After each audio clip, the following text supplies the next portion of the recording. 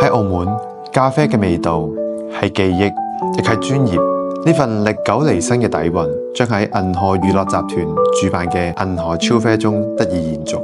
傳統同專業對話，支持本地企業，亦連接每一杯咖啡背後嘅故事。多謝今次有機會可以同 Jeffrey 有個訪問。多謝你。咁多年嚟，從手工烘焙到智能嘅設備，變嘅係技術啦，但係唔變嘅係乜嘢咧？其實我哋主要係工藝啦，設備咧就由以前可能係好原始嘅，到而家其實好先進嘅，控制嘅溫度都係可能由1-2度嘅溫度差，去到而家係0.幾度，機器就不斷改進啦。咁始終係要揸住工藝去做呢啲咖啡烘焙啦。喺味道始終如一嘅呢句話背後啦，三代人付出一個點樣嘅努力咧？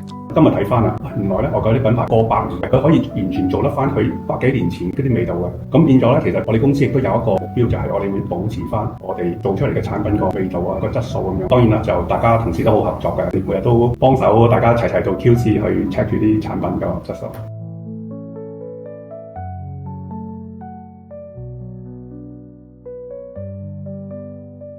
好高興今日我邀請到 Jessica 過嚟同我做個訪問，方便同大家介紹下你自己咧。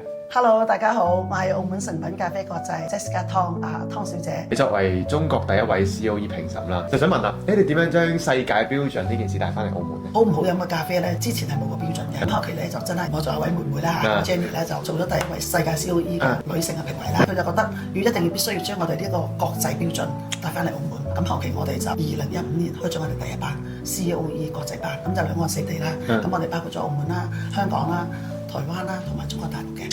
邀請咗我個美國嘅導師 Shirley，榮幸啦，當時就過咗嚟我哋中國考核咗我哋第一班，30幾個同學仔，仲係得7個 pass 嘅啫，唔容易㗎。咁想問下，你點樣看待專業喺澳門咖啡文化嘅呢個角色？好多外國人會對於澳門咖啡有刻板印象，覺得咦呢件事係外國人飲得比較多，中國人咪飲茶？呢幾年時間啦，咁都好多外資嘅企業對我哋個咖啡就覺得酒店裝修得好靚啊，點解杯咖啡咁難飲啊咁樣，即係談到我哋一文不值啊。咁我哋就得其心肝，澳門咖啡協會就成立咗啦，已經後期就將真正專業嘅意識，哪怕咧我個客，我哋有啲都初好多係免費嘅，我哋又教佢開始點樣去做杯好嘅 espresso， 點樣去做杯好嘅 latte， 咁我哋就將真正出邊學到嘅嘢，將嗰個系統性啊，將個專業系統性帶翻嚟澳門啦，已經。從老字號嘅堅守到專業體系嘅構建，澳門咖啡嘅底氣嚟自時間，亦嚟自標準。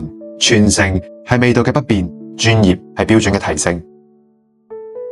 1月16號銀河超啡現場見，到時希望見到大家。1月16號銀河超啡現場見。